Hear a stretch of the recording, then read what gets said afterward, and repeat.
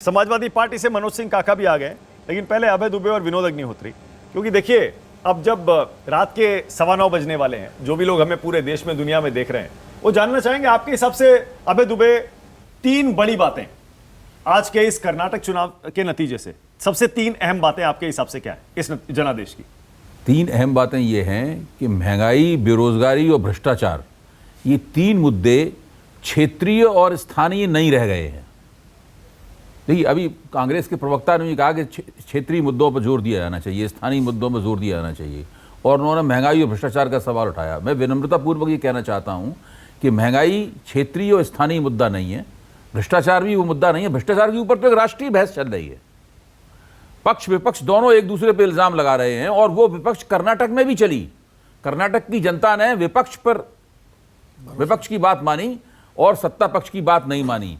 आप कल्पना कीजिए, अगर राष्ट्रीय स्तर पर यह हो जाए कि महंगाई, बेरोजगारी और भ्रष्टाचार का जिम्मेदार अगर मतदाता भाजपा को मान ले, क्योंकि केंद्र में तो उसकी सरकार है, तो मोदी जी के लिए मुश्किल हो जाएगी। मैं ये नहीं कह रहा हूं ऐसा होगा, मेरा कहना है बहस चल रही है, मतदाता सुन रहा है, और खासतौर से वो मतदाता जो कि फैंस सिटर है, जिसकी पार्टी निष्ठाएं पहले से तय नहीं है, जो किसी पार्टी की जेब में नहीं पड़ा हुआ है, सोच समझकर आखिरी वक्त पे निर्णय लेता है, वो इस बहस को बहुत ध्यान से सुन रहा है, और उसकी मतदान प्राथमिकताएं ये बहस प्रभावित करेगी। वो 15% भी हो सकता है, वो 20% भी हो सकता है। जब ज्यादा ध्रुवीकरण होता है तो उसका प्रतिशत कम हो जाता है, जब ध्रुवीकरण कम होता है तो उसका प्रतिशत बढ़ जाता है। वो इस बहस को सुनकर तय करेगा उसे किसको वोट देना है, और उसके आधार पर तय होगा 2024 का चुनाव। ओके विनोद जी, आपके हिसाब से 2-3 बड़ी बातें इस जनादेश की? पहली बड़ी बात तो ये है कि जो नतीजे आए हैं उनसे एक बात साफ है, कांग्रेस ने ये चुनाव भारतीय जनता पार्टी के मुकाबले ज़्यादा बेहतर तरीके से लड़ा। बेहतर तरीके से, आमतौर पर भाजपा ज़्यादा बेहतर तरीके से लड़ती है चुनाव, और उसके पास मैनेजमेंट, तंत्र, नेता सब हैं, लेकिन कांग्रेस ने उसमें भाजपा को, जैसे ये एक बड़ी दिक्कत है बीजेपी की, कि उनको ये भरोसा रहता है कि सामने वाले के घर में झगड़ा होगा तो हमें उसका फ़ायदा मिल जाएगा। बिहार में 2015 में ये कहते थे लालू नीतीश का वोट एक दूसरे को वोट ही नहीं करेगा, लालू नीतीश का वोट ही नहीं करेगा, और इसी पे पूरा बैंक था।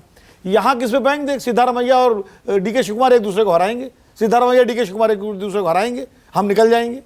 भाई आप दूसरे घर, अभी तो 136 सीटें, आगे भी तो कल है बैठक। अभी से गुरु प्रकाश जी कह रहे हैं कि सचिन पायलट बनना चाह रहे हैं डीके शिव कुमार। ऐसा डीके शिव कुमार का कौन सा बयान आ गया कि वो सचिन पायलट बनना चाह रहे हैं? मतलब अभी कुछ तो धैर्य रखिए भाई, थोड़ा समय दिया। या अभी से ऑपरेशन लोटस की तैयारी कर दी आप लोगों ने, जो कि अभी मुझे नहीं लगता राजस्थान में तो फेल ही हो गया था आपका, जो गैप इतना बड़ा था, गैप यहाँ भी बहुत बड़ा है।